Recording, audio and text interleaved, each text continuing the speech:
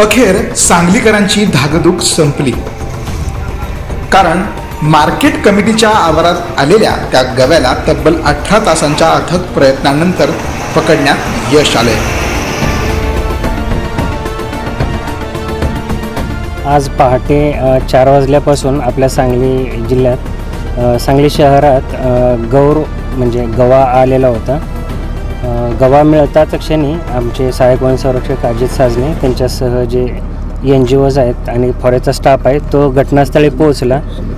अशा वेळी महसूल विभाग, पोलीस प्रशासन, महानगरपालिका, मार्केट कमिटी तसेच मार्केट कमिटीतील जे मेंबर होते त्यांनी अत्यंत चांगले सहकार्य केल्यामुळं आम्ही गव्याला कुठलाही डॅमेज न होता एकदम नैसर्गिक पद्धतीने असा त्याला पकडलेला आहे। हे रेस्क्यू ऑपरेशन अत्याधुनिक व्हॅनच्या सहाय्याने करण्यात आलं। सविस्तर असं की सांगलीच्या मार्केट यार्डमध्ये मंगळवार सकाळपासून हा गवा ठाण मांडून बसला होता। मग त्याला पकडण्यासाठी वन विभागाकडनं विशेष नियोजन करण्यात आलं। रेस्क्यू टीम दाखल झाली, प्राणी मित्रही मदतीसाठी पुढे आले। अखेर या सर्वांच्या अथक प्रयत्नांनंतर या गव्याचं रेस्क्यू ऑपरेशन पूर्ण झालं। आता या गव्याला नैसर्गिक अधिवासात सोडलं जाणार आहे।